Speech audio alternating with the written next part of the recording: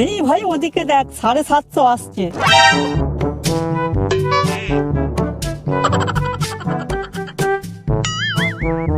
এখন কিছু বলিস না, বালটাকে কাছে আসতে দে। যাকগে, আজকের মতো বাজারটা হলো।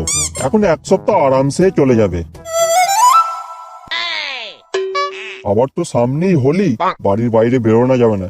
একে কালো, তার উপর রং মাখিয়ে ভূত করে দিলে আর কেউ চিনতেই পারবে না।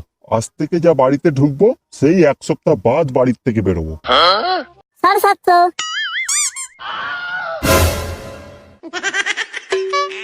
খানকির ছেলে, তোর বাপকে বলবি রে 750। 750। 750 তোর বউয়ের ভাতার।